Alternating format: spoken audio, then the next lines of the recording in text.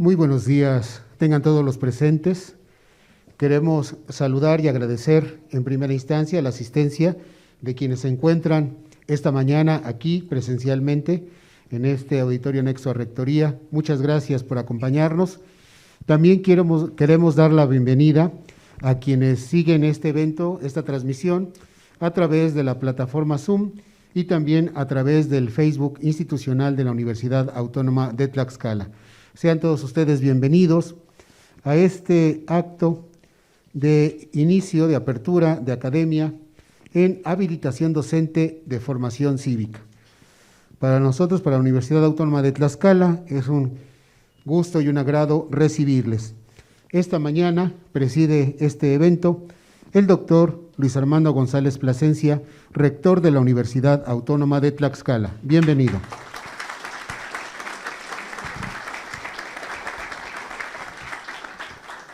Con el agrado de siempre, saludamos y damos la más cordial bienvenida al doctor Serafín Ortiz Ortiz, ex rector y ponente de este día. Bienvenido.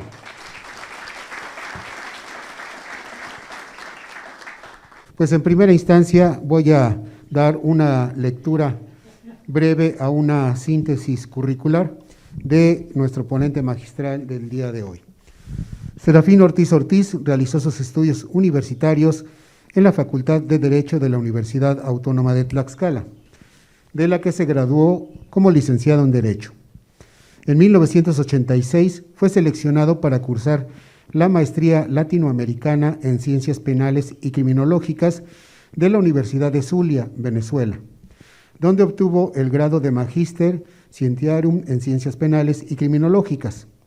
Asimismo, obtuvo el máximo reconocimiento otorgado por esa universidad venezolana, el Summa Cum Laude. En 1997 estudió y obtuvo el grado de doctor en Derecho por la Universidad Nacional Autónoma de México. Desde 1993 a la fecha, el doctor Serafín Ortiz es miembro del Sistema Nacional de Investigadores del Consejo Nacional de Ciencia y Tecnología, en donde recientemente fue ratificado como investigador nacional nivel 2.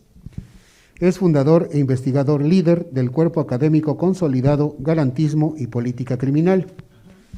Es autor de más de una decena de libros de autoría y coautoría, publicados por casas editoriales de prestigio dentro y fuera de nuestro país. Es de referir el incontable número de conferencias y cursos impartidos en esta universidad, en el Instituto Nacional de Ciencias Penales, y en casi la totalidad de las universidades públicas del país, así como en instituciones de educación superior de España, Italia y Argentina. En 2002 recibió el Premio Nacional de Investigación Jurídica que otorga ANFADE. En 2007 fue distinguido como miembro de la Legión de Honor Nacional de México. En 2013 forma parte de la Academia Mexicana de Criminología como miembro numerario. En 2016, la Real Academia de Legislación y Jurisprudencia del Reino de España lo nombró miembro honorario, siendo así uno de los contados juristas mexicanos que forman parte de la academia más reconocida de habla hispana. Realizó una estancia postdoctoral en la Universidad de Torino, Italia, bajo la dirección del doctor Michelangelo Bovero, durante el periodo septiembre-diciembre de 2016. Ha fungido como director de la Facultad de Derecho de la Universidad Autónoma de Tlaxcala y fue rector de esta máxima casa de estudios durante el periodo 2005-2011. Entre otros cargos, fue ombudsman del Estado de Tlaxcala y diputado local de la 61ª legislatura en la entidad. En agosto de 2018, el doctor Serafín Ortiz Ortiz recibió la gran distinción de formar parte, como miembro honorario, de la Academia Mexicana de Derecho. Cabe destacar que la Academia Mexicana de Derecho únicamente ha otorgado esta distinción a los más destacados y reconocidos juristas, como es el doctor Eugenio Raúl Zaffaroni, Julio B.J. Meyer, Sergio García Ramírez y ahora el doctor Serafín Ortiz. Recientemente, en este año 2020, en el año pasado, la UNAM y el claustro académico le hizo un reconocimiento por sus aportaciones como investigador y por su destacada trayectoria académica. Pues bien, vamos a recibir con el agrado de siempre al doctor Serafín Ortiz, quien dictará la ponencia magistral la formación cívica en la Universidad Autónoma de Tlaxcala. Adelante, doctor, por favor. Muchas gracias a todos, muy amables. Saludo esta mañana la muy grata presencia y compañía del distinguido señor rector, don Luis Armando González Plasencia, que mucho me honra en acompañarme. Gracias, amigo rector.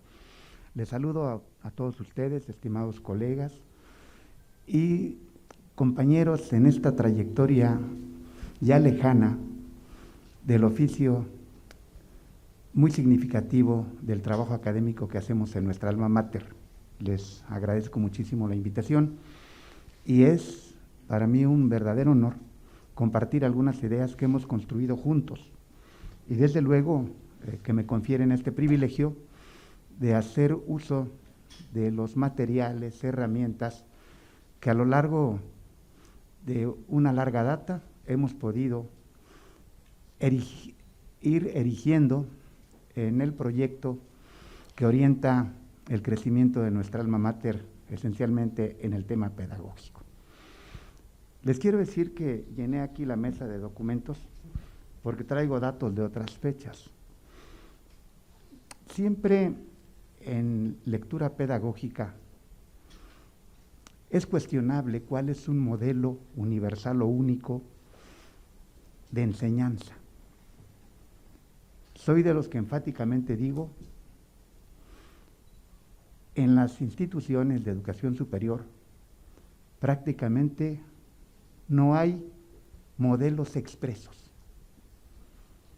¿Será porque algunos afirman, los pedagogos particularmente, que la pedagogía es una ciencia relativamente nueva y los modelos en ese escenario consabido son también nuevos? Entonces, vamos a explorar brevemente qué es lo que ha sucedido en el caso del trabajo pedagógico, desde luego magníficamente docente y después derivado en las otras funciones del trabajo académico, la generación del conocimiento, la gestión y la tutoría. Por ahora, quiero decirles que voy a sentar dos premisas que son para mí esenciales. En la trayectoria humana, nada está dado, todo se está dando. Y en la dialéctica de los fenómenos sociales, lo constante es el cambio. Entonces los procesos en la vida colectiva van dando transformaciones. Nosotros emprendimos un proyecto de construcción de un modelo de cuño tlaxcalteca en la universidad hace 25 años. Y para ser preciso, hace 22 tuve el privilegio de publicar este libro, hace 22 años, algunos seguramente lo identifican. Es de la enseñanza tradicional a la docencia crítico-integradora, que me precio de señalarlo como un parteaguas en nuestra universidad para ir desmontando el modelo de enseñanza tradicional. Recuerdo que las inquietudes en ese momento del que les habla, este libro es de mi autoría, las inquietudes de entonces era cómo desmontamos aquellos modelos ya legendarios que vienen desde la antigüedad, la Edad Media, y transitan hasta iniciada la modernidad, como el modelo propiamente tradicional, cuyos portentos eran el desarrollo de la retórica acompañada de la oratoria, de la exegética, de la tópica y acaso de la dogmática y el esfuerzo de teorizar desde la perspectiva hermenéutica. Esto matizaba la enseñanza memorística de cuño tradicional. Presenciaríamos después, a fines del siglo XIX y proyectado hacia el siglo XX, el impacto de la filosofía del positivismo en el conductismo pedagógico. Entonces, aquí nosotros observamos que había un rezago en los modelos educativos en la República y que teníamos que emprender una cruzada para ver cómo podríamos transitar de estos modelos tradicionales conductistas, después empiristas, después cognoscitivistas y finalmente criticistas. o constructivistas. De modo entonces que, guiados en esa inquietud, hace 25 años, un cuarto de siglo atrás, decidimos acuñar este documento de la enseñanza tradicional a la docencia crítico-integradora. Esta es la base de que partimos para darle origen a la autorrealización. Por eso tengo en la mesa aquí muchos documentos de otros tiempos, porque ¿qué implicó la autorrealización para la Universidad Autónoma de Tlaxcala? Puesta en marcha hace 25 años en la facultad a la que tuve el honor de conducir en ese periodo entre 95 y 2001, nosotros inquietantes ideas nos pusieron en el tenor de buscar, explorar cómo desmontábamos ese tradicionalismo en la educación.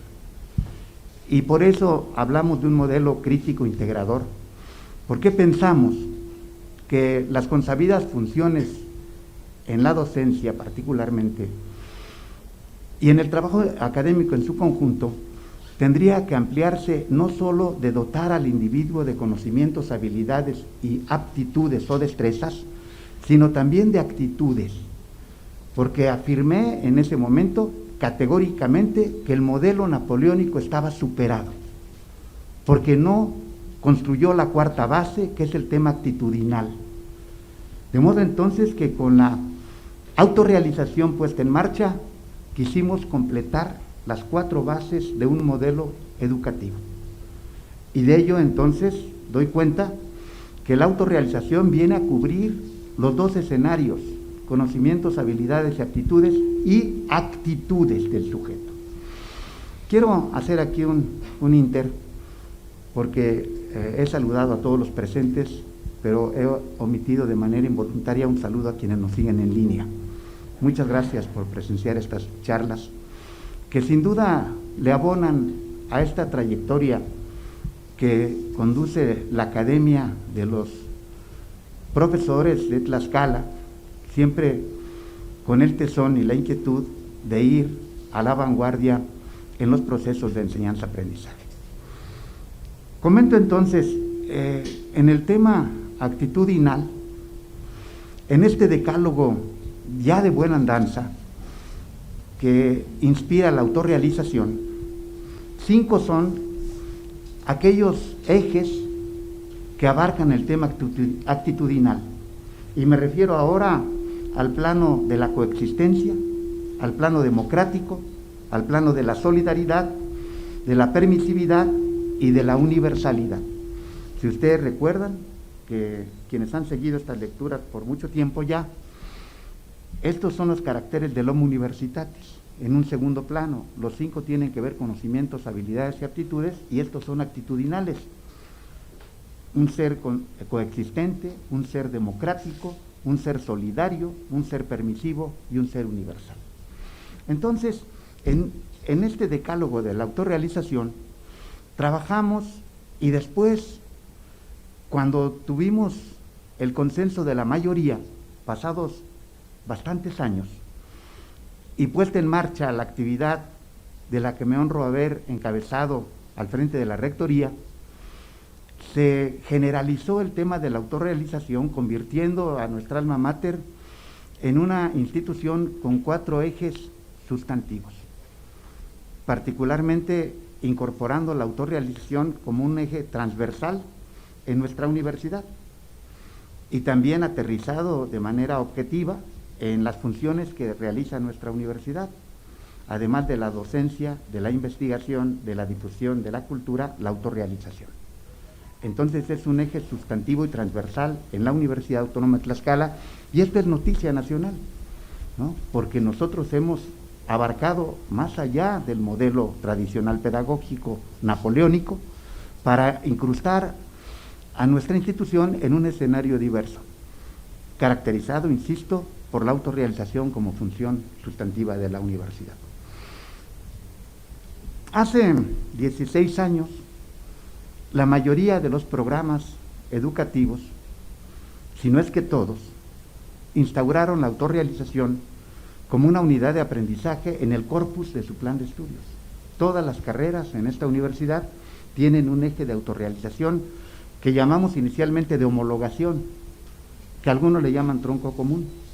Ahí se incrustó la autorrealización como disciplina, como actividad educativa integrante del plan de estudios. De modo entonces que 16 años tenemos en la universidad de realizar actividades de autorrealización, en donde la perspectiva es justamente que de acuerdo a sus pretensiones y aspiraciones, el individuo se pueda realizar a sí mismo. Desde luego con la orientación y la conducción y guía de quienes hacemos el trabajo docente. Y desde luego en su amplitud el trabajo académico. Así en 16 años esta universidad se ha connotado por tener ese eje que no lo digo con jactancia, pero no conozco ninguna otra institución que tenga este consabido cuarto eje sustantivo, cuya virtud es su transversalidad. Y desde luego comenzó toda esta actividad emprendida por muchos de ustedes y con el transcurso del tiempo nos dimos cuenta que en un proceso de mejora continua teníamos que seguir impulsando el rumbo de la autorrealización y se diseñó aquí un nuevo modelo entre todos, porque yo miro a mucha gente que participamos en esta actividad, de lo que caracterizamos como el modelo humanista integrador basado en competencias, que digo verdaderamente de manera enfática, yo no conozco ninguna institución de educación superior en la República que defina un modelo educativo en su currículo, que nos diga qué modelo aborda. Ya traté de enunciar que en términos de ciencia pedagógica se sostiene que hay un modelo tradicional, un modelo conductista, un modelo experimental, un modelo cognoscitivo, un modelo que se llama también criticista, o también se le conoce como el modelo, aquí lo voy a, para no, constructivista, que es justamente de donde nosotros hemos echado mano con algunos caracteres que particularizan nuestro propio modelo, del modelo cognoscitivista y constructivista. Estos modelos devienen de fechas relativamente recientes, como señalé, quizá de las 3 últimas décadas para adelante. En ese contexto, nuestro modelo crítico integrador y ahora modelo humanista integrador basado en competencias tiene esa lectura. ¿Cómo integramos conocimientos con actitudes? ¿Cómo podemos ponerle esta cuarta base a la universidad y al quehacer que desarrollamos quienes emprendemos la actividad pedagógica en nuestro entorno? Bueno, quise señalar todos estos datos porque aquí hay otro documento, y esto ha sido un esfuerzo de sistematización de muchos quienes estamos aquí hoy dialogando. La formación humanista en la educación superior, que es este documento que se publicó en 2014, que implica pues la caracterización del modelo educativo de la Universidad Autónoma de Tlaxcala, ¿verdad? Este modelo educativo es un modelo vanguardista, que ya dije, desmonta aquellas viejas tradiciones de la educación y de los modelos de pedagogía que hoy acuñamos un modelo propio para nuestra institución. En estas condiciones, quiero, en este contexto que acabo de ir señalando, ubicar primero por qué se enseña educación o formación cívica en la universidad y formación democrática.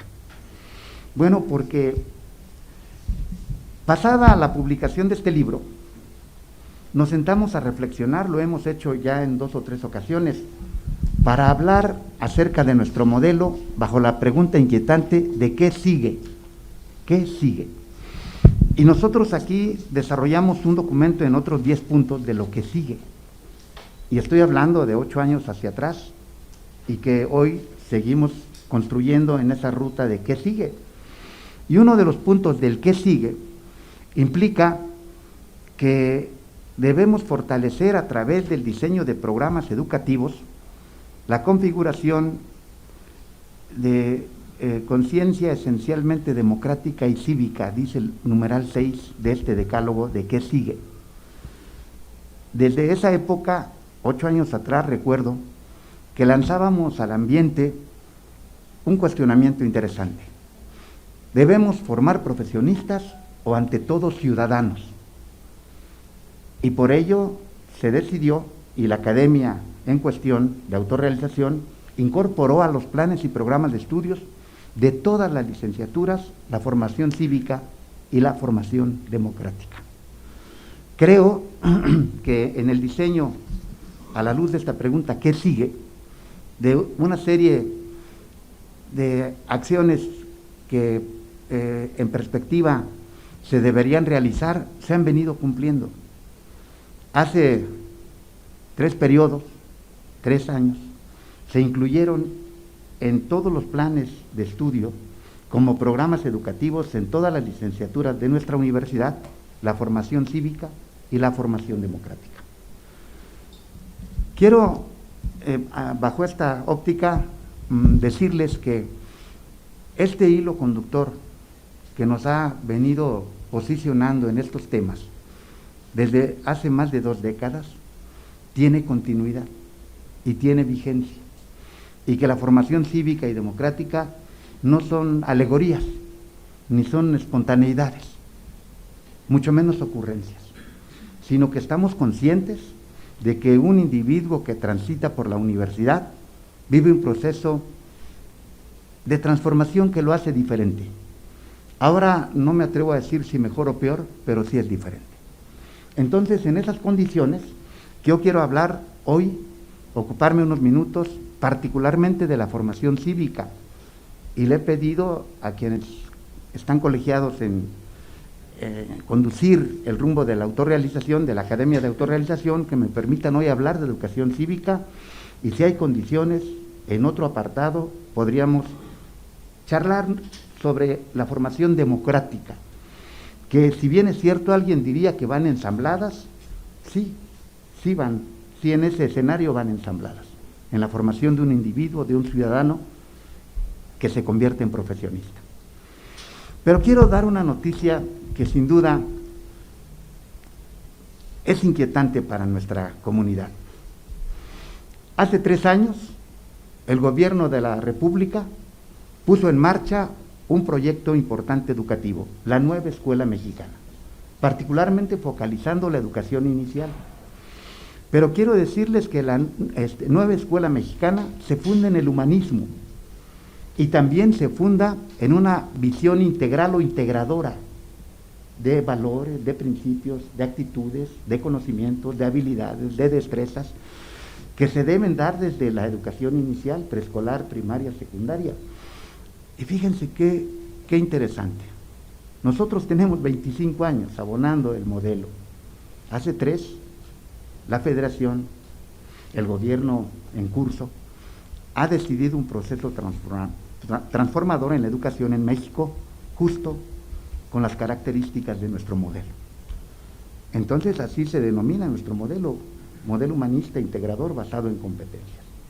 De modo entonces que estamos a tono y a tiempo con el conocimiento de vanguardia en pedagogía, que estamos también en la cita y el encuentro con los desarrollos que se plantean en la educación en la República, y que desde luego nosotros nos ocupamos de educación superior, que es la cúspide del desarrollo de los saberes en el país. Sin duda que el entramado que se construye en los procesos iniciales desembocarán en que a la universidad lleguen individuos con esta formación que aquí se va a perfeccionar. Por ello me regocijo de que en este contexto no hayamos perdido el tiempo, que le hayamos ganado al tiempo, porque yo miro en ustedes experiencia y talento. A todos les reconozco una gran convicción para el trabajo educativo. Yo he dicho que en la escala de los saberes y de los oficios, si hay algo complejo en la vida humana, es educar, es enseñar, es formar trayectorias de vida. A veces lo vemos como algo menor, pero nosotros diseñamos aquí el futuro de los individuos que transitan por nuestra alma mater. Les diseñamos su trayectoria, formamos conciencias y vida, que después de su experiencia intrauniversitaria se ocuparán de actividades que permiten ir resolviendo problemas de la vida colectiva. Entonces, en ese contexto, estimados amigos y amigas, me voy a ocupar ahora de hablar sobre un documento que seguramente pueden correr en la pantalla, si me hacen el favor,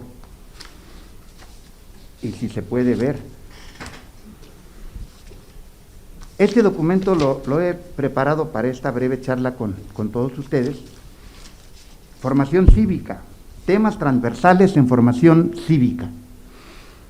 Tengo un listado de temas que pongo a su consideración.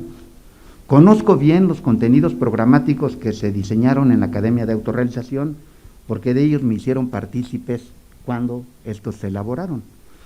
Son 3 bloques en el programa que la mayoría de los académicos se orientan en este programa. El bloque propiamente de la formación cívica, el bloque de la formación profesional y cívica y el bloque de la formación cívica en la pedagogía.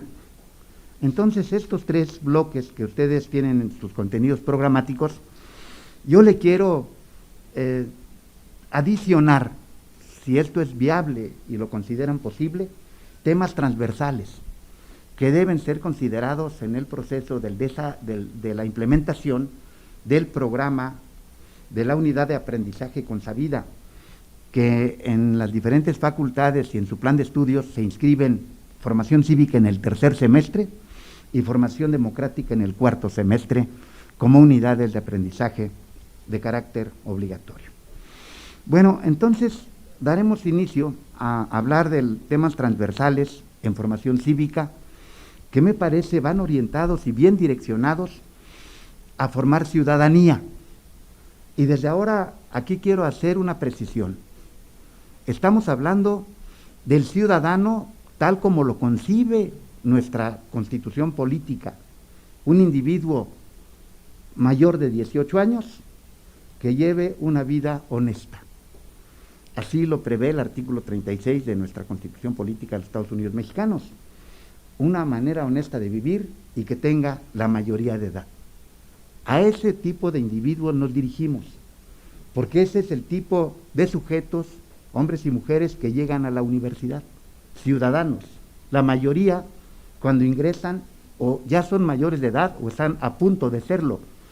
Y por eso nuestro enfoque es un sector de la población muy bien definido, individuos, sujetos de derechos y obligaciones. Y desde luego, cuando hablamos de ciudadanía, nos remitimos, desde luego, a su raíz etimológica. Ciudadano viene de las viejas ciudades griegas y romanas, de las civitas, de la ciudad, del ciudadano, del que tiene ciudadanía, en ese escenario de titular de derechos y obligaciones. Entonces, en la universidad, ¿cuál es el propósito? Hacer que el individuo, ese personaje con las características que ya señalé, tenga ciertos conocimientos, destrezas, habilidades, actitudes hacia el respeto a las normas de la vida colectiva o de la vida pública, que identifique a las instituciones, que responda a los intereses de la colectividad. Se ha dicho que se pretende en la universidad dar algunos elementos que pueden servir como punto de partida. Y hablamos, por ejemplo, de un individuo que actúe con responsabilidad de la libertad y el respeto de la libertad de otros, que tenga un sentido de pertenencia y valoración de la diversidad, que conciba una convivencia pacífica en paz social, que busque solución a los conflictos en el escenario de la legalidad y de la búsqueda de justicia social, que realice en su actividad cotidiana la práctica democrática, desde luego con la participación ciudadana. Y lo que pretendemos, grosso modo, es justamente hacer ciudadanía con los individuos que aquí se forman en esta alma mater, en nuestra alma mater. Les quiero decir, estimados amigos y amigas, compañeros, que en esta lectura de temas transversales, lo que ahora voy a caracterizar es cómo nosotros podemos proyectarnos, siguiendo el programa que se ha autorizado para la universidad, revisar el asunto de la instauración de la modernidad en la sociedad contemporánea. Y desde luego, lo que sitúo como punto de partida es que para poder abordar el asunto de la construcción de la modernidad, hay que superar las transiciones del medioevo a la modernidad. Y siempre he caracterizado como factores de la transformación cuatro indicadores: el aspecto económico, el aspecto social, el aspecto cultural y el aspecto político. Estos 4 indicadores también los podemos llamar factores de la transformación. Cuando cambian las condiciones económicas, cambia la estructura social. Y cuando cambia la estructura social, se transforma la cultura. Y la cultura impacta en la transformación política. Que, si me lo permiten, la transformación política implica la refundición de todos estos elementos en la conformación de una sociedad específica. Esto probablemente sea una lectura muy reduccionista, si se quiere, de cómo se conforma la sociedad contemporánea, que todos estos elementos están conformados en el código político de cada sociedad, léase en su constitución. Entonces todos estos indicadores de carácter económico, social, cultural y político se refunden en la Constitución. Entonces nuestro referente es justamente la Constitución política que nos gobierna, y ahí encontraremos los valores como telón de fondo, los principios expresos en todo el andamiaje normativo de nuestra Constitución, que son el conjunto de derechos y deberes y obligaciones de los individuos. En este proceso de las transiciones del medio a la modernidad, incuestionablemente hay que revisar sus modelos productivos o sistemas productivos. Hemos pasado del feudalismo al capitalismo. Desde luego hemos pasado de una estructura social segmentada entre la nobleza y los siervos de las clases marginales a una estructura de los que acopian el capital, la burguesía y el proletariado, y por ahí vamos viendo cómo las sociedades vienen sufriendo procesos de transformación en su estructura. Pero en el escenario cultural hemos transitado a todo lo que implicó en la modernidad la insurgencia del racionalismo. El impacto, desde luego, del proceso de ilustración y el racionalismo logran la conformación de una sociedad con diferentes valores que hacen de esta sociedad un conjunto diferenciado de las pautas que honraban y respetaban los individuos del medioevo y de la antigüedad. Entonces la cultura se ve impactada por la razón o el racionalismo, y quiero aquí caracterizar qué implica racionalidad, por lo menos en 3 direcciones. Racionalidad implica la fundación de instituciones, las instituciones que hoy conocemos, instituciones como la familia, como la escuela o la educación, el gobierno, las instituciones de naturaleza pública. Y también racionalidad implica circunscribir todas las actividades humanas, o la mayoría de estas, al régimen normativo. Las instituciones jurídicas, obviamente, implica la configuración en ese escenario de racionalidad de normar las pautas de comportamiento de la población. Pero también la ciencia es racional, y el surgimiento de la ciencia, esa adecuación que existe en los saberes de medios a fines, y esto implica también racionalidad. Entonces, racionalidad es fundación de instituciones, es conjunto normativo que ordena y establece comportamientos sociales, y es también la insurgencia de saberes sistematizados, que con el tiempo se proyectarían en la mayoría de los saberes científicos. Entonces, instaurada la racionalidad en la sociedad moderna, nosotros veremos que se construyen, deviniendo del impacto de la Ilustración y emblemáticamente simbolizados en la Revolución Francesa, los valores que hoy honran y respetan, u honramos o respetamos la mayoría de los gobernados, a saber, la libertad, la igualdad, la fraternidad, que hoy se puede traducir como solidaridad, o que también en el campo del derecho le llamamos seguridad, en sus diversas expresiones, y también la propiedad privada. De modo entonces que ante estos valores, hoy encontramos dos que son claves en la instauración de la sociedad moderna, y desde luego que se magnifican como propulsores de la nueva forma de organización social, y son a saber la igualdad y la libertad.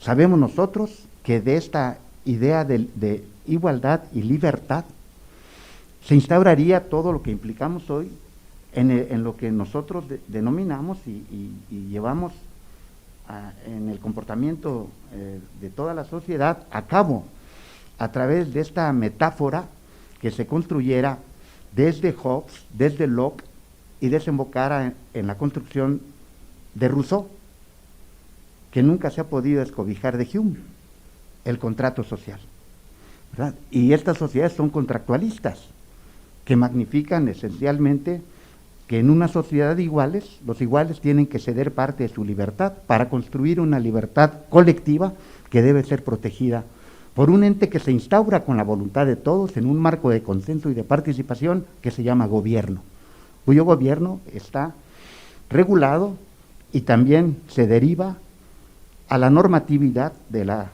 convivencia social en un orden normativo.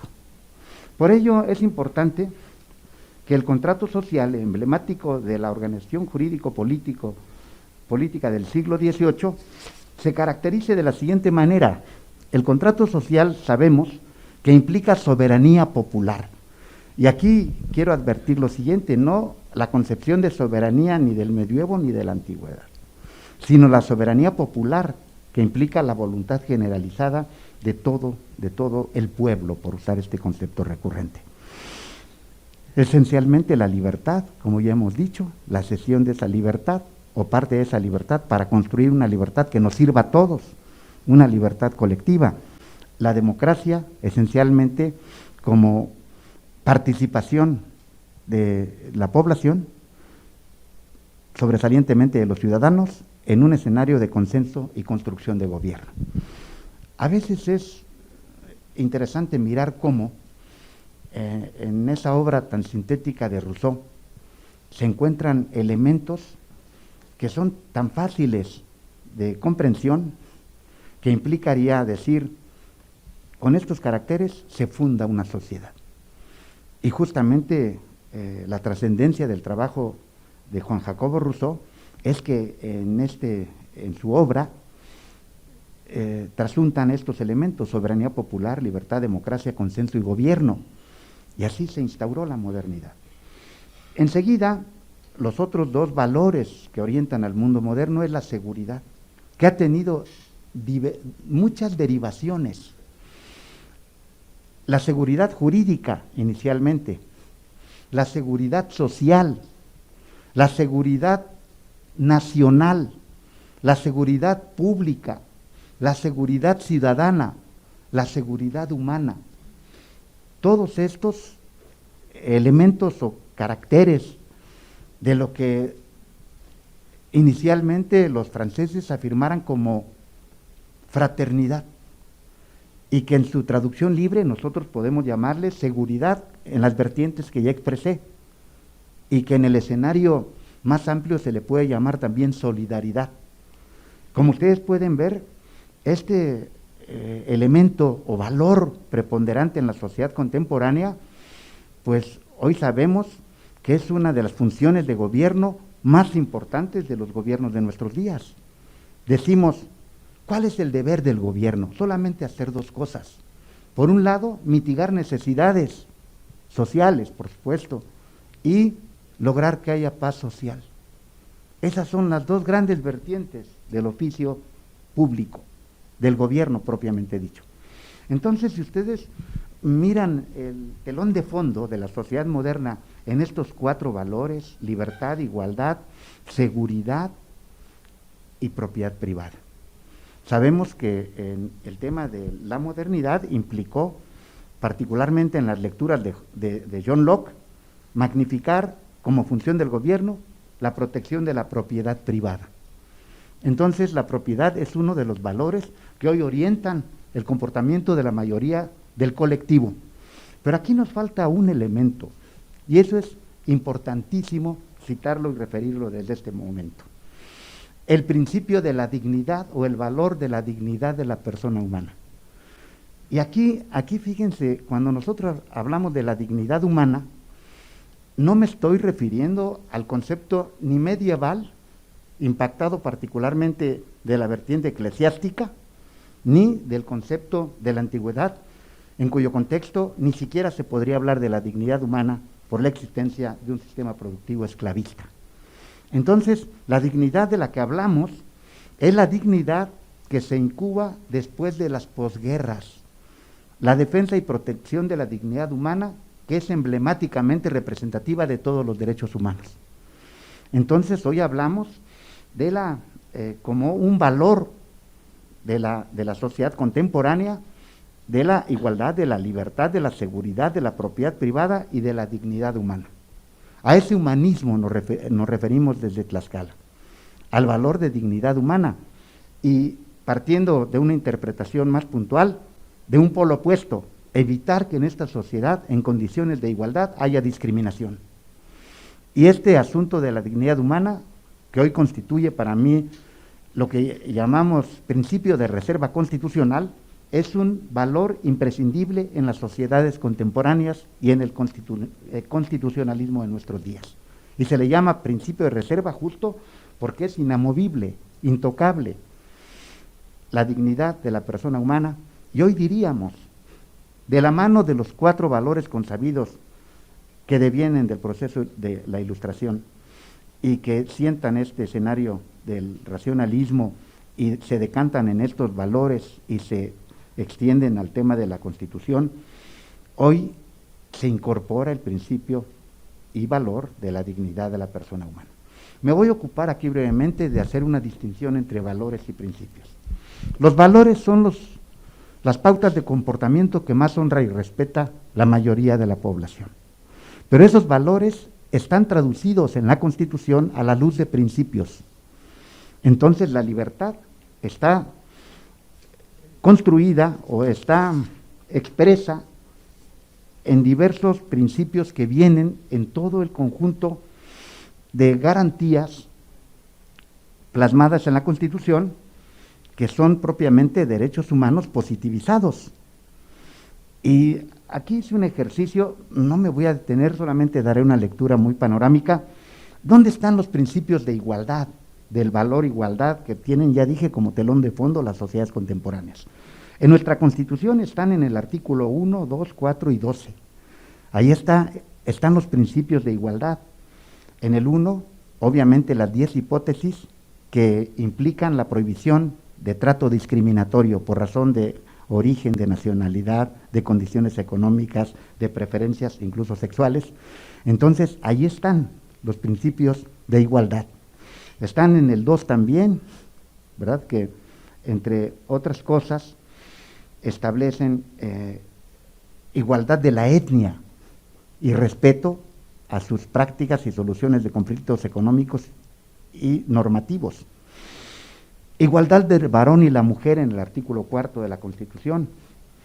Y luego en el 12 la prohibición de títulos nobiliarios en México y de prerrogativas específicas, lo que implica que no se permite en la sociedad que se rompa esa igualdad en el contexto de la sociedad. Y luego podemos encontrar también los principios de libertad, incuestionablemente, que devienen de ese referente del valor libertad. Y estos principios de libertad están en el artículo 3, 5, 6, 7, 8, 9, 10, 11 y 24. Ahí está todo el conjunto de principios de la libertad que se encuentran plasmados en nuestra Constitución política vigente. Y por hacer un ejemplo hoy, diríamos, en este foro al que me dirijo, magnificamos el principio de la libertad en el artículo 3º, fracción 5ª, libertad de enseñanza, que es la libertad de cátedra y libertad para el diseño e implementación de programas de enseñanza o programas educativos. También la libertad o autarquía financiera de las instituciones como la nuestra, en ese escenario obviamente del ejercicio libre de nuestro actuar. Por ello, entonces, el artículo 3º para nosotros es fundamental en este ejercicio educativo de la libertad de cátedra. También en el artículo 5º, libertad de trabajo, en el 6º, libertad de expresión, en el 7º, libertad de prensa, en el 8º, libertad de petición, en el 9º, libertad de asociación y reunión, en el 10º, libertad de posesión de armas en el domicilio, en el 24, libertad de credo y culto. Y como ustedes pueden advertir, todo esto es un conjunto de libertades que en los documentos como la Constitución que estoy señalando, repercutido en las constituciones locales de las entidades de la República, se recuperan y se expresan todo este conjunto principista que tutelan la libertad.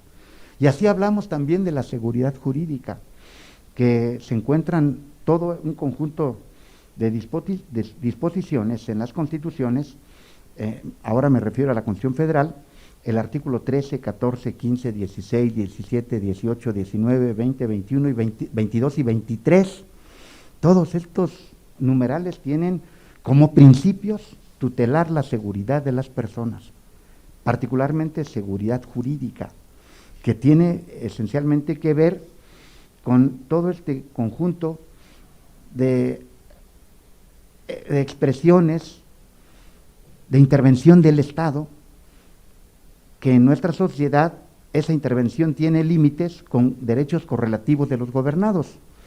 Ejemplo, uno de los principios más importantes de nuestro ordenamiento o plasmados en nuestra Constitución los prevé el artículo 14. Nadie puede ser privado de la libertad, propiedades, posesiones o derechos, sino mediante juicio seguido ante los tribunales previamente establecidos. Pero también se prohíbe la retroactividad de la ley en perjuicio de persona alguna. También se sienta la legalidad en materia penal y también se sienta la legalidad en materia civil. Entonces, hay una serie de dispositivos en las constituciones que todo gobernado debe conocer. Y si bien es cierto, no queremos que todos sean juristas, sí sería razonable considerar que todo ciudadano debe conocer panorámicamente en dónde están sus contenidos o están contenidos sus derechos y también sus obligaciones. Quiero también decirles que en la Constitución existen principios de ciudadanía y estos principios están plasmados en los artículos 34, 35, 36, 37 y 38 de nuestra Constitución. Y por eso traigo aquí la Constitución, porque solo daré lectura al artículo 34. Son ciudadanos de la República los varones y mujeres que, teniendo la ciudad de mexicanos, reúnan además los siguientes requisitos. Fracción 1, haber cumplido 18 años. Y fracción 2, tener un modo honesto de vivir. De modo entonces, después vendrán cuáles son las prerrogativas de los ciudadanos, también cuáles son las limitaciones a los ciudadanos por determinadas hipótesis previstas en la Constitución. Pero yo quisiera pues ahora hacer hincapié en lo siguiente. En la universidad considero que amén de la formación específica en determinados saberes, léase en las diferentes ciencias y tecnologías, tenemos nosotros de hacer viable que quienes transitan en su experiencia universitaria asuman como parte de su formación las responsabilidades, una conciencia plena de lo que implica asumirse como ciudadanos. Y a mí me parece que el punto de partida es que todo ciudadano debe interesarse en los problemas públicos, en los asuntos públicos. ¿Y cuáles son aquellos asuntos públicos? Los que nos interesan a todos. Y hoy pondría yo sobre la mesa, ¿cuáles son esos asuntos que hoy nos preocupan? Nos interesa la suficiencia alimentaria, nos interesa la vivienda digna, nos interesa el acceso a la salud. El ejemplo más lacerante es esto que estamos viviendo. Nos interesa también el acceso a la educación pública, gratuita, obligatoria. Nos interesa también el acceso a un empleo digno y bien remunerado. Nos interesan los problemas de género, nos interesan los problemas de preservación de un medio ambiente sano, nos interesan también los temas vinculados hoy a este asunto que se ha vuelto clamor social, la búsqueda de seguridad y protección de nuestras vidas, de nuestra libertad, de nuestra posibilidad de disponer de los espacios públicos sin violencia. Todos estos son temas que hoy nos ocupan y son de interés colectivo. Quiero decirles que podemos nosotros señalar quizá un bloque de temas que hoy son de preocupación de las mayorías. El tema del racismo, el tema, recupero el asunto de equidad de género, el tema de la magnificación de los derechos humanos, de la protección y defensa de la dignidad como piedra de toque de los derechos humanos, de la dignidad humana. Pues todos estos asuntos, la solidaridad, la búsqueda de paz social y la atenuación de violencia son problemas que hoy nos ocupan a todos los gobernados. Y quiero aquí hacer una reflexión que hoy me parece debe ser obligatoria en el contexto universitario. Estos viejos valores, porque son el referente de los últimos 200 años, la libertad, la igualdad, la seguridad, la propiedad y la contemporánea dignidad de la persona humana, hoy requieren una reinterpretación. Y nos hemos planteado la reinterpretación de la concepción, llamémosle, inicial de la libertad. La mayoría de estas libertades implican restricciones al gobierno y en lectura jurídica se le conocen como garantías negativas. Es una abstención del gobierno frente a la esfera de derechos del gobernado. Hoy abordo solo el tema libertad. ¿Y por qué una reinterpretación de la libertad? Con la instauración de la modernidad del Estado liberal de derecho, la libertad implicó poner límites, diques a la intervención de la autoridad, a la intervención del gobierno. Por ello, la libertad de cátedra. Nosotros podemos expresar nuestra ideología, nuestra concepción del mundo, de acuerdo a nuestra disciplina, nuestros saberes, de manera libre, sin censura previa. Eso implica la retractación del Estado. El gobierno no se puede meter en la libertad de enseñanza que tenemos nosotros y de evaluación correlativa. Libertad de trabajo. Establece la Constitución que el individuo puede dedicarse a la profesión, comercio u oficio que le acomoden siendo lícitos. El gobierno se debe retractar ante esta posibilidad que tiene el individuo de trabajo.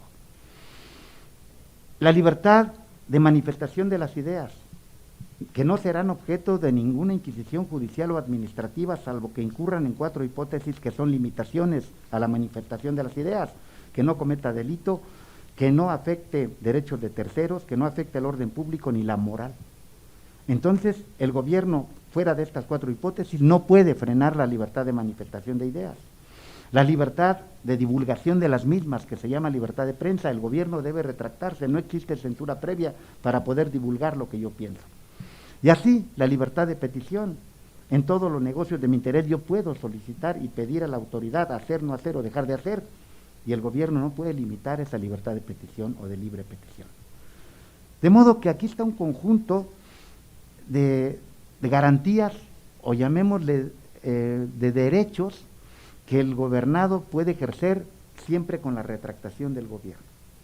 Y así podríamos seguir con todo el catálogo de garantías que desde luego concretizan derechos humanos.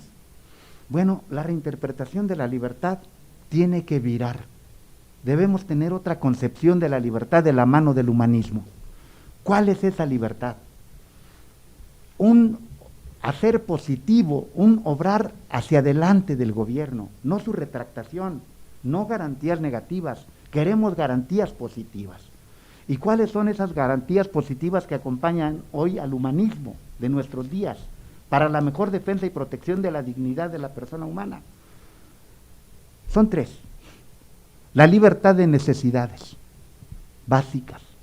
El gobierno debe mitigar necesidades de la población, a saber las que ya enunciamos: alimentación, vivienda, acceso a la salud, educación, empleo. Son necesidades elementales, básicas o esenciales de la colectividad. Entonces, este es un gobierno echado para adelante que solventa necesidades o la mayoría de necesidades de la población. Enseguida, un segundo horizonte de una reinterpretación de la vieja libertad, hoy en el escenario del humanismo.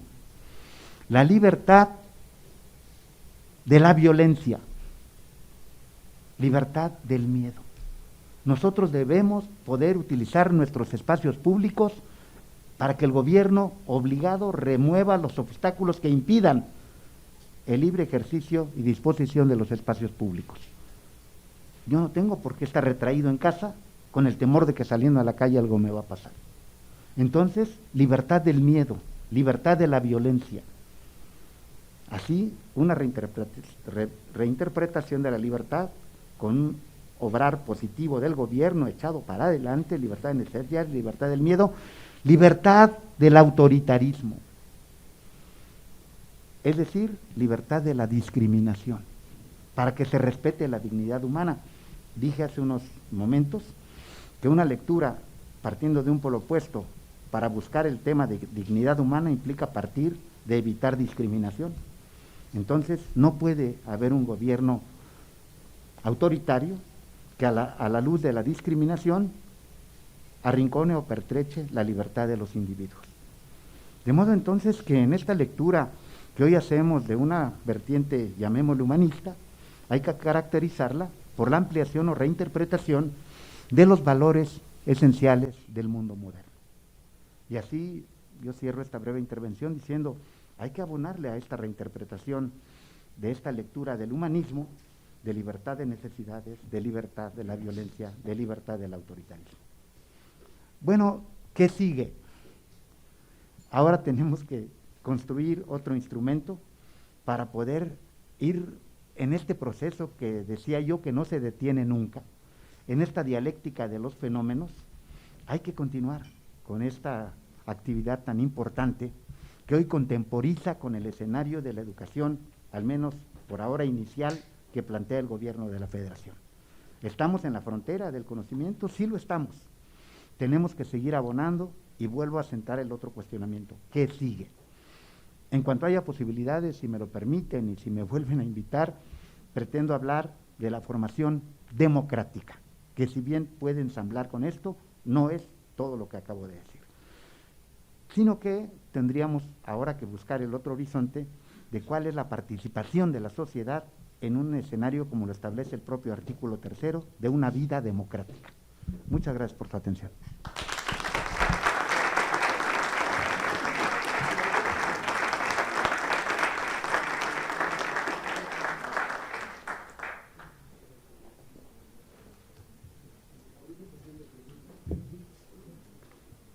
Muchas gracias al doctor Serafín Ortiz por siempre tener la bondad de compartirnos todos sus conocimientos. Y bien, si alguien tuviese aquí en este momento alguna pregunta o algún comentario, con todo gusto le cedemos el uso de la voz.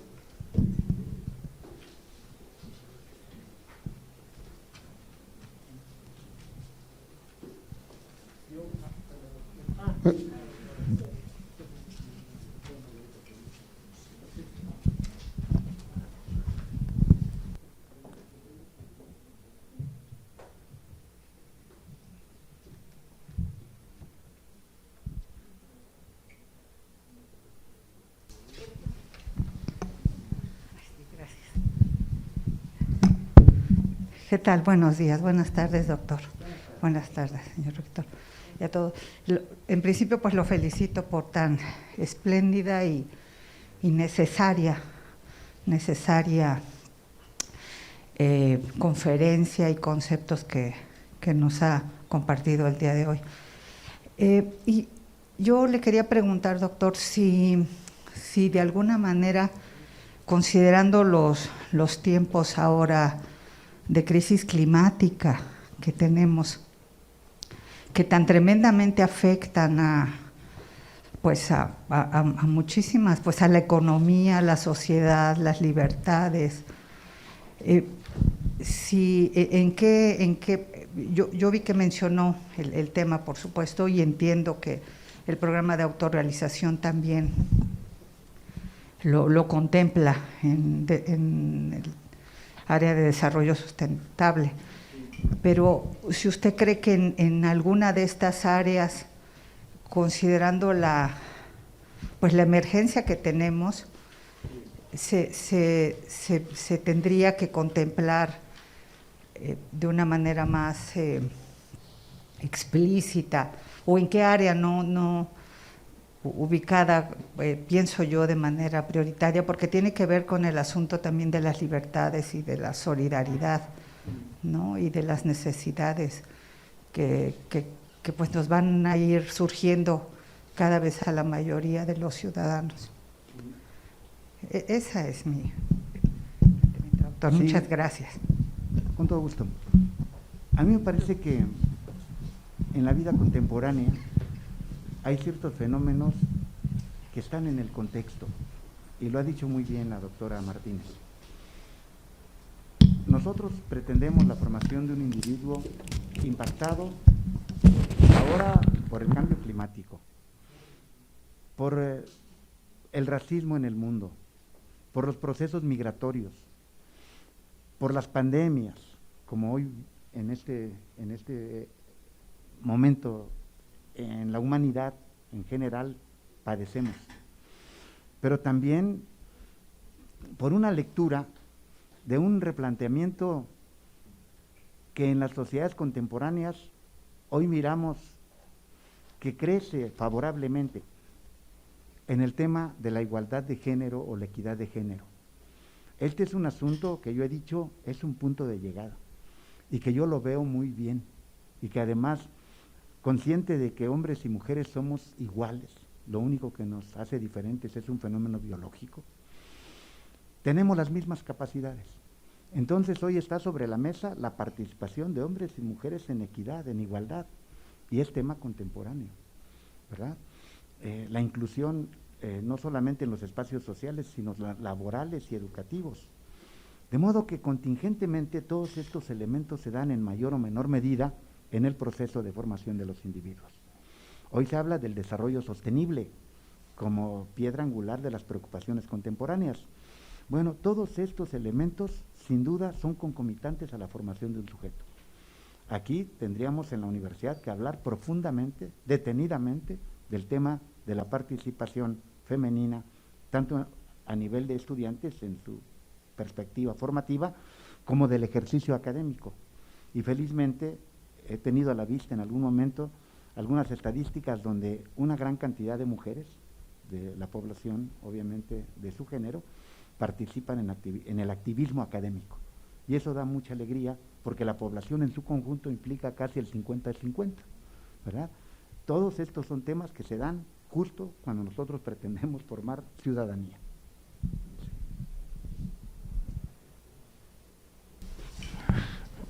Buenas tardes, no todavía buenos días, doctor. Muchísimas gracias por esta conferencia que nos brinda el día de hoy. Conceptos amplios que además en la cotidianidad lo estamos mirando. Hoy en la mañana, precisamente en la materia de formación cívica, veamos una distinción entre el actuar a través de las emociones y el actuar con racionalidad. Y obviamente a partir de una promoción directa que tendría que hacer el Estado en actuar con racionalidad, en actuar con pensamiento. Manuel Cantochá dice que las políticas públicas se construyen o que son cursos de acción que se encaminan a resolver problemas públicos acotados con participación ciudadana. Si no existe esos elementos, no podríamos considerarla como una política pública que promueve directamente o que debería ser una obligación del Estado su promoción. En esta lógica que habla sobre la libertad del autoritarismo, de repente pareciera ser que las autoridades más bien administran a través de emociones, de estados de ánimo, de cómo amanecía el día de hoy, y no bajo esta circunstancia racional de la construcción de verdaderas políticas públicas que tengan precisamente esas dos peculiaridades: mitigar las necesidades sociales y construir la paz social. Entonces, ahí cuando hace esta referencia a la libertad del autoritarismo, es también este despertar de conciencias, de el detenerse y repensar qué es lo que el de enfrente, que tiene la autoridad, está haciendo. Porque pareciera ser que los principios que nosotros hoy estamos viendo a través de la construcción del civismo en la sociedad, como que se tienden a frenar. Entonces sí, a lo mejor quisiera yo que me ayudara a entender un poquito más esta parte de la libertad del autoritarismo. Gracias, doctor.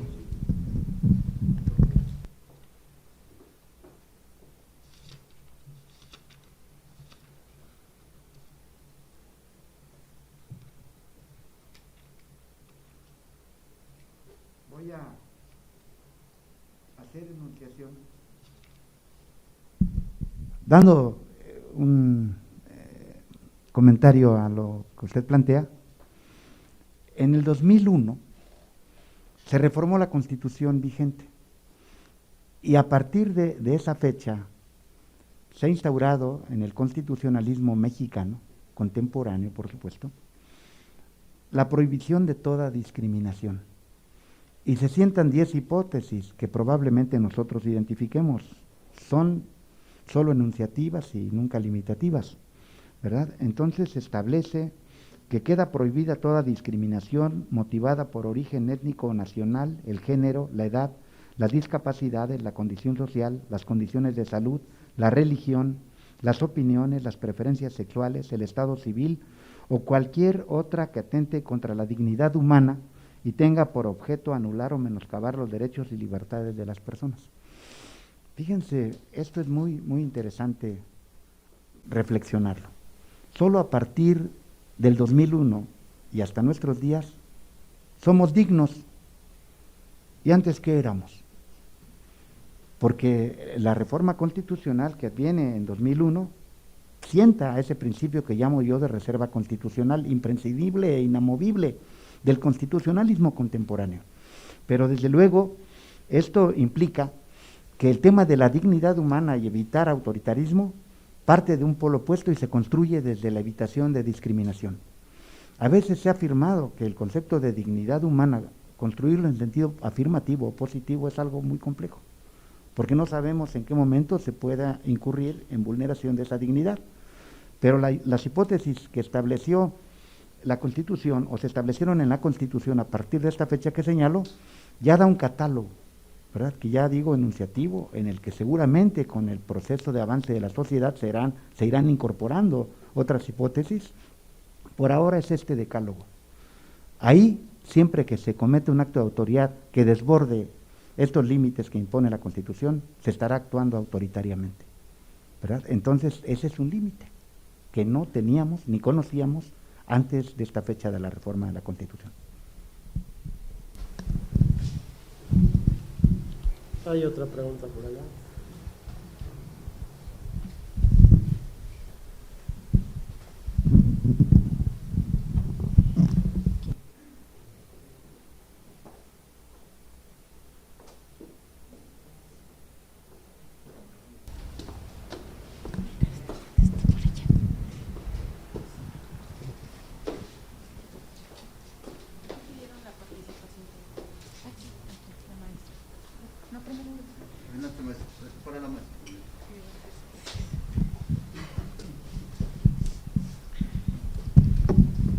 Querido doctor, buenos días. Fíjese que cuando nos invitaron a esta aventura de iniciar la de formación cívica y formación democrática para muchas carreras, fue un reto. Su servidora Belén Vadillo, de Medicina Veterinaria, tuvo la complicación de que los alumnos a veces decían, yo no me fui a Derecho, ¿por qué tengo que ver esto, no? Entonces, fue un poquito complicado iniciar. Por ahí en el proceso, iniciando el primer parcial, me encontré con una persona que me dijo, tuvo un incidente con algunos alumnos de servicio social y me dijo, ustedes hacen veterinarios, pero no hacen ciudadanos. En ese momento me quedé, Dios, creo que lo que usted dice, que esta lucha que inició hace años, dimos en el clavo, dimos en el punto correcto. Resulta que ese fue como que el incidente que me dijo, ¿sabes qué? Pues ponte las pilas, porque estos alumnos, como usted dice, necesitamos sacar profesionistas, pero también ciudadanos, ¿no? Mi comentario va a esto, que a veces las otras carreras tuvimos un poquito de dificultad a meterles esta noción de que no vamos nada más a la formación deontológica, vamos a un ciudadano que merece ser feliz. Y por ahí en formación cívica nos dieron una antología muy amplia, nos dieron libertad de cátedra, que fue muy padre. Entonces, abre la antología y ve todo lo que tienes de soporte, ¿no? Y si puedes soportar de fuera, adelante. Resulta que en la antología de formación democrática, por ahí nos hacen un apartado donde nos dice que la felicidad es un indicador de democracia. Entonces, para mí fue padrísimo el punto, porque yo dije, aquí está la clave para ambas materias. Entonces, ¿qué hice? En ese momento yo me dije, esto no puede quedarse en el papel, esto es algo que se tiene que vivir. Entonces, mi comentario iba que si alguien tuvo un poco de dificultad para implementar estas unidades de aprendizaje en sus carreras, que a veces no van, como me dijeron, ¿no? Por ejemplo, en formación democrática, dice, es que usted nos va a hablar de política y nosotros no estamos en Derecho, nosotros estamos en Medicina Veterinaria, ¿no? Entonces, mi papel en esos puntos, en esos incidentes fue que, ¿saben qué? El civismo se vive y no son nada más modales. La formación democrática es un indicador de calidad de vida y de felicidad para cualquier ciudadano a nivel mundial. Váyanse a Corea del Norte, váyanse a Inglaterra, váyanse a Irán, váyanse a Colombia, váyanse a Estados Unidos. La democracia es un indicador de calidad de vida. Y la calidad de vida va enlazada con la felicidad, y la felicidad va enlazada con el contrato social. Entonces, para mí fue muy difícil comenzar, francamente. En el proceso de lectura y de enlazarlos, de sabes que en mi caso, eres un médico veterinario, pero tienes que ser un ciudadano excelente, si queremos, ¿no? Como usted dijo, a lo mejor no somos ni peores ni mejores, pero sí marcamos la diferencia. Yo les agradezco mucho, creo que la doctora Elvia por ahí tuvo mucho que ver con la realización de esa antología, y ayer cuando me dijeron, ¿sabes qué? Te hacemos esta invitación, y yo dije, pues claro, encantada, voy, o sea, fue un gusto estar aquí, y créanme que me impusieron un reto que me encantó, y que voy a tratar de que en adelante, o sea, esto es aplicado, esto no se queda en la lectura, no se queda en las hojas, no se queda en las constituciones, esto es algo que el estudiante que tiene plasticidad neuronal, o sea, porque ellos me decían, no, yo ya vi formación cívica toda mi vida. ¿Qué crees? Mientras tengas una neurona viva, puedes aprender. Y mientras esa neurona pueda captar algo, con permiso, te podemos aún incrementar ese aprendizaje, ¿no? Y mis primeros alumnos en las primeras fases sí la sufrieron conmigo, y confieso que esta vez, aún con los retos de la modalidad virtual, lo disfrutamos mucho. Yo les agradezco a todos el reto que nos pusieron, y creo que esto, enlazándolo a la vida, no tiene por qué ser complicado. Sí, gracias.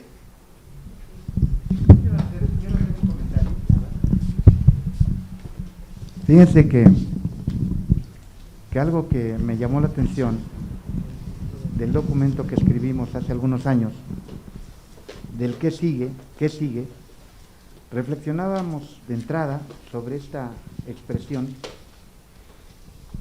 en un contexto social, donde hoy notamos en la vida colectiva una creciente pérdida de normas y de valores.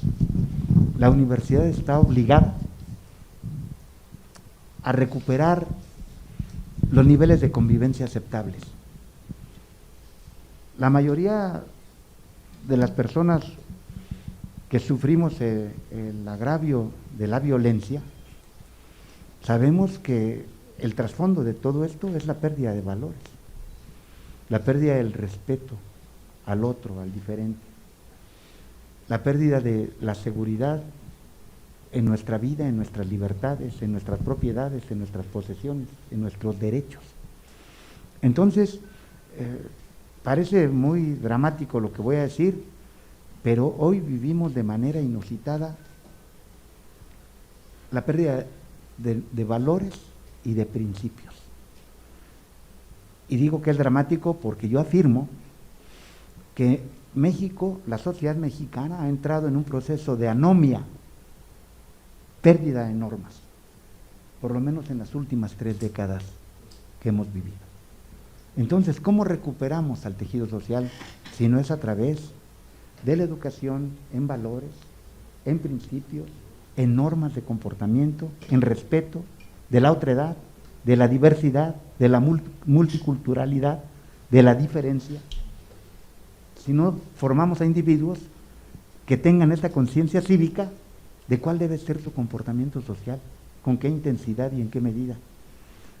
No solamente a ser técnicos y no solamente a ser individuos que, focalizando su disciplina o su ciencia, solo se interesen por conocimientos estrictamente disciplinarios del área de su incumbencia, sino que ante todo, toda su vida y el resto de los días fuera del aula y de su ejercicio profesional serán ciudadanos.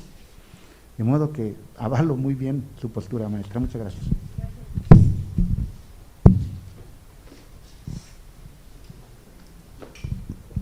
Buenos días, doctor Serafín Ortiz.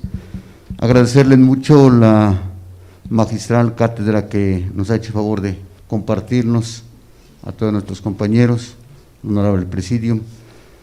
Sobre todo reconocer que la escuela, como instancia formativa, es donde cada uno de nosotros expresa parte de nuestros principios y nuestros valores, como puntualmente nos lo hizo. Los ejes formativos de la formación cívica parten de lo que es la persona como primera instancia, la ética y la convivencia ciudadana, que es nuestro tercer paso.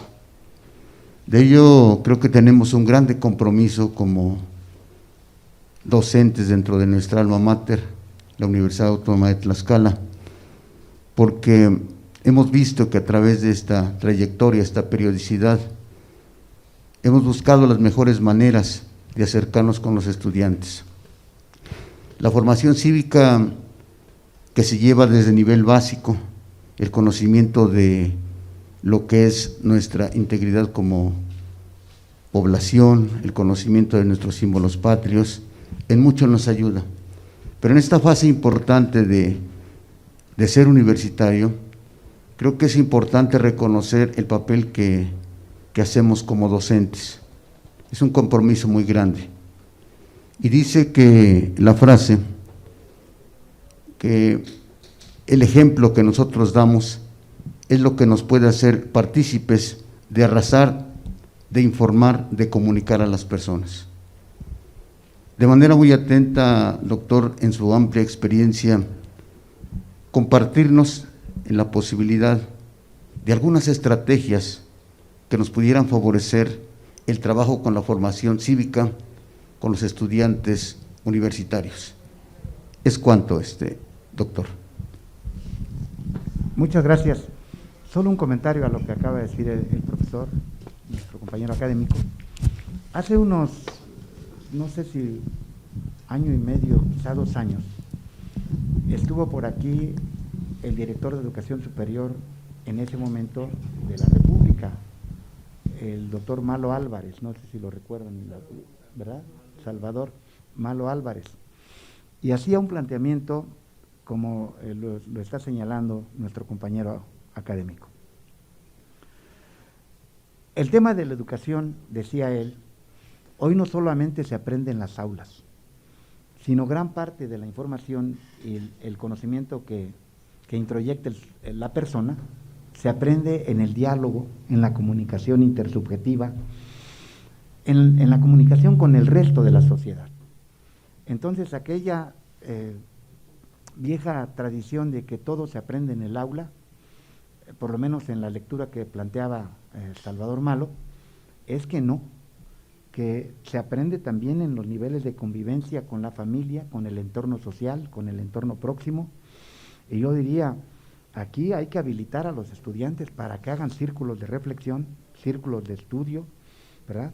Para que desde luego se tenga también en la universidad diálogo con los padres de familia, como se ha intentado hacer en la Autónoma de Tlaxcala, constituyendo una asociación de padres de familia, porque el ciudadano no se desprende luego de que sale de la universidad de toda su contactación social.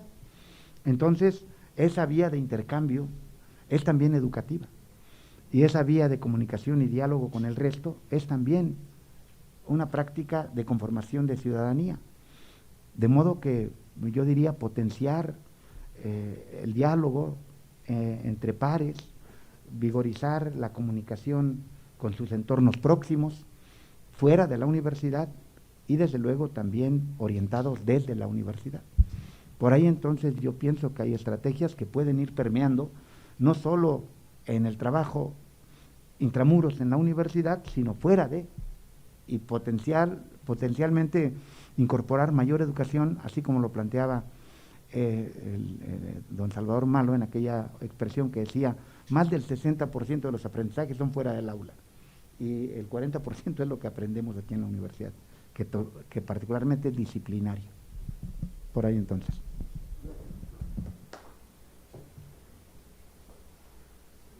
Gracias. Bueno, en primera instancia, felicitar al doctor Serafín por tan magnífica exposición y reiterar nuestro reconocimiento. Nuevamente se vuelve a trazar una ruta para seguir construyendo este modelo que distingue a la universidad y que, como él lo ha señalado con mucha precisión, ha sido producto del trabajo colectivo, y yo creo que es una de las grandes virtudes de nuestro modelo. Es un modelo no concebido desde arriba, sino que ha sido un proceso más horizontal. O sea, hemos llevado un proceso de trabajo, por ejemplo, en las academias, en las diferentes instancias de trabajo colegiado.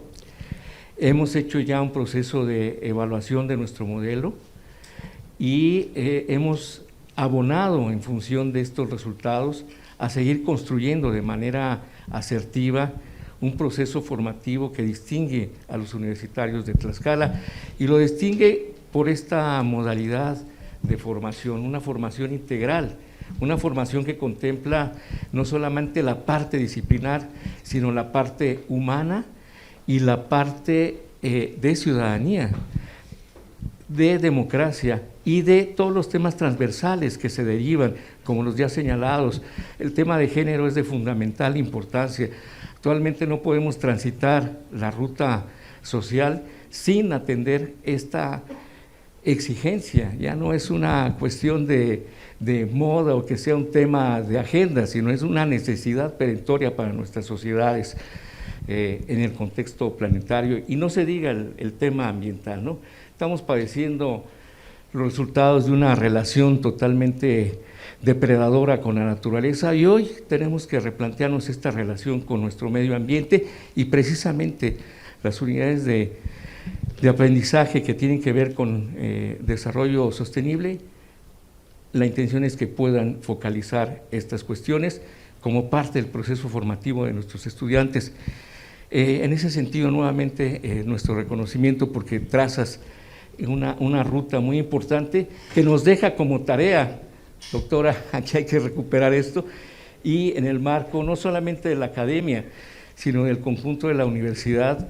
Bueno, por fortuna tenemos expertos, el doctor Luis González Plasencia también es un experto en esos temas, ayudarán a impulsar el desarrollo de estas reflexiones y la construcción ya en términos de cómo traducirlos en procesos de aprendizaje para nuestros estudiantes, estos elementos que nos acaba de señalar el doctor, en términos de una visión positiva de las libertades, ¿no?, contra el autoritarismo, por la atención a las necesidades y por el derecho a no tener miedo, a poder disfrutar en términos de felicidad nuestra vida en sociedad. Pero quiero recuperar un señalamiento que hacía la compañera de manera muy precisa, porque quienes hemos estado muy de cerca siguiendo el proceso de desarrollo del modelo, lo hemos enfrentado, ¿no?, que es esta incomprensión lamentablemente todavía presente en algunas áreas en donde se dice, bueno, ¿para qué introducir temas ambientales cuando nosotros nos dedicamos a otro tipo de disciplina o tema, como ciudadanía o democracia? No es nuestra especialidad y le roba espacio a el tema disciplinar. Esta es una situación todavía que prevalece en algunas áreas, ¿no?, una visión muy reductiva en términos disciplinares. Tenemos que romper esa visión, ¿no? Y qué bueno que está aquí la estructura directiva, porque nos tienen que ayudar a empujar este proceso de formación integral. El modelo tiene una perspectiva de formación integral y si no lo vemos en ese sentido, pues entonces no estamos comprendiendo nuestro modelo. O sea, nosotros queremos buenos médicos veterinarios, buenos arquitectos, buenos ingenieros, buenos doctores, pero en el marco de una formación ciudadana muy consistente. Ya lo señaló el doctor aquí con mucha claridad, no hay que repetirlo, ¿no? Esa es nuestra perspectiva de formación integral. Lo uno sin lo otro no nos funciona.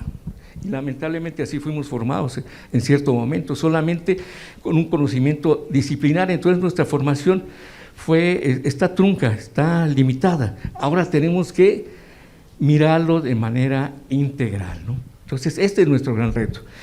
Y por eso también fue un planteamiento que en su momento nosotros discutimos mucho, de que no solamente se quedara en tronco común estos temas de formación cívica, de formación democrática, de la cuestión ambiental, sino son temas que tienen que desarrollarse en el conjunto del currículo, en el conjunto de los planes de estudio, y ese es nuestro principal reto.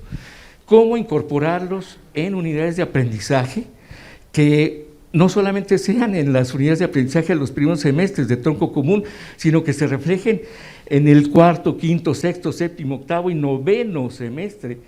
En mayor o menor medida hay unidades de aprendizaje que se prestan más que otras, pero todas tienen que ir contemplando estas preocupaciones. Si no, no es una formación integral y no es una formación consistente, porque si solamente lo atendemos en los primeros semestres, pues ya al octavo, noveno semestre se va diluyendo estos aprendizajes, ¿no?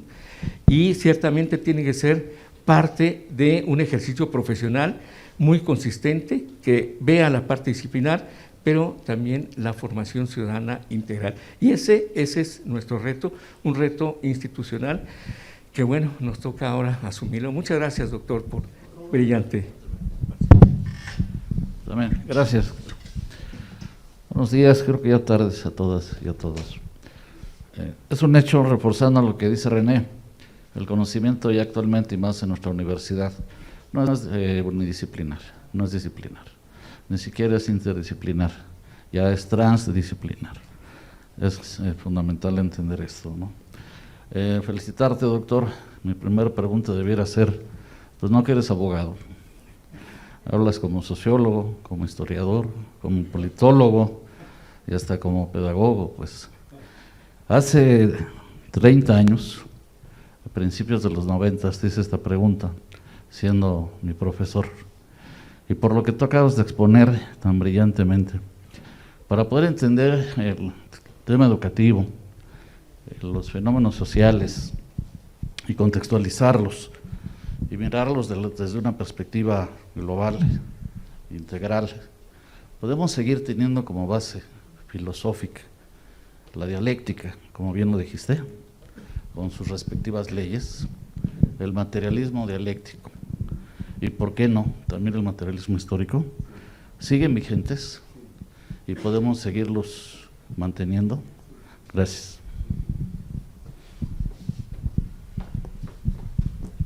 Solamente abonar un comentario a lo expresado por el maestro Jorge Mario Galán.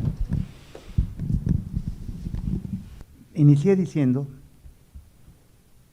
que lo único constante en la trayectoria humana es el cambio. Entonces, un proceso transformador permanente. La dialéctica es no lo que está dado, sino lo que se está dando. Y prácticamente en esta vida colectiva no hay nada acabado. Justo cuando se cierra un capítulo se abre otro. Hoy se le llama mejora continua y hoy se le llama también excelencia, ¿no? Me faltó también por aquí caracterizar cuál es el horizonte de la excelencia. Cuando nosotros en las últimas décadas hemos planteado esta probabilidad de que las universidades asciendan al escenario de la mejor calidad en la educación, hemos cruzado dos brechas: la habilitación académica, ¿verdad?, lo que se llama capacidad académica, y competitividad en nuestros currículos, que implica la mejora de los programas educativos, los resultados educativos. Cuando me refiero a competitividad y capacidad, me refiero a la habilitación. En ese vértice que se cierra encontramos la calidad. Hoy, por encima de la calidad, se busca la excelencia. Y yo caracterizaría la excelencia en formación de expertos ciudadanos. Es decir, que además de un profundo conocimiento disciplinario, tenga también una formación cívica que le permita vivir en colectividad en el escenario que hemos señalado. Un individuo sujeto de derechos y obligaciones, un individuo consciente de los problemas contingentes que se dan cotidianamente. Recapitulo: cambio climático, racismo, igualdad, distribución de la riqueza, entre los más sobresalientes temas que nos pueden ocupar. Entonces, ciudadano y experto, para mí sería eso la hibridación de la excelencia. Gracias. Bueno, yo levanté la mano porque nadie levantaba la mano y dije, no, y ahora ya hubo una gran participación, cosa que me alegra mucho, pero no quisiera, querido Serafín, antes de agradecerte mucho la intervención, insistir en algunos temas que tú has planteado y que, dado que está reunida aquí la estructura, como bien decía el doctor René, y muchas y muchos profesores, creo que resulta muy importante ver cómo tu visión de la universidad, que desde hace tantos años has venido, pues primero divulgando y después haciendo todo lo posible porque se vuelva realidad. Es una visión que yo lo he dicho aquí, un poco interpretándote a ti, lo he dicho a mis colegas, es una visión que va a contracorriente, que ha ido a contracorriente en los últimos años de las tendencias hegemónicas en materia educativa en el país y en el mundo, diría, ¿no? Yo creo que se pueden identificar claramente tendencias desigualadoras e igualadoras a lo largo de la modernidad y estamos ahora transitando por una de desigualación muy pronunciada, ¿no? Una universidad como la que tú propones, una universidad humanista centrada precisamente en estos valores que tú has ahora expuesto aquí, pues da muestra de una visión hacia la igualación, que tiende nuevamente hacia la igualación. Aunque nos expones aquí libertad e igualdad como valores centrales y aparentemente equivalentes, pues lo cierto es que ahora hemos vivido una circunstancia en la que se han convertido en opuestos. Parecería que para conseguir la libertad hay que sacrificar la igualdad y viceversa, ¿no? Y esta centralidad de lo público que mencionaste, a mí me parece fundamental y es muy fácil de entender, es muy intuitiva, ¿no? Lo público es aquello que nos pertenece a todos y al mismo tiempo no le pertenece a nadie, ¿no?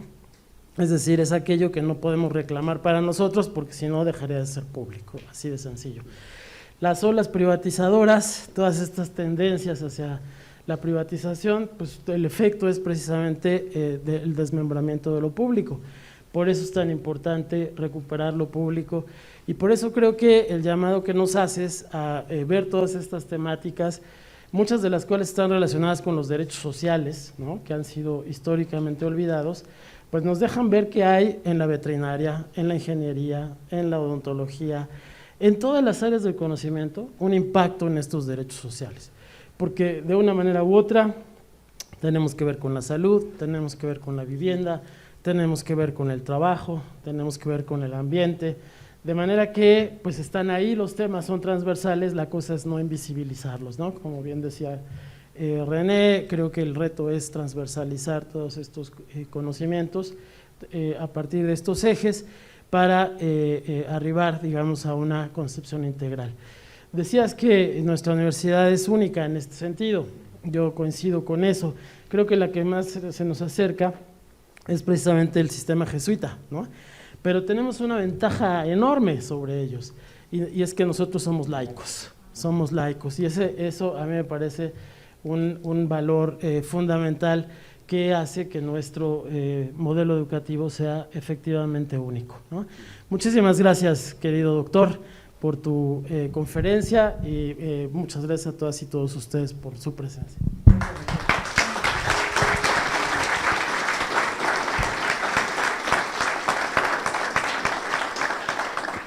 Gracias.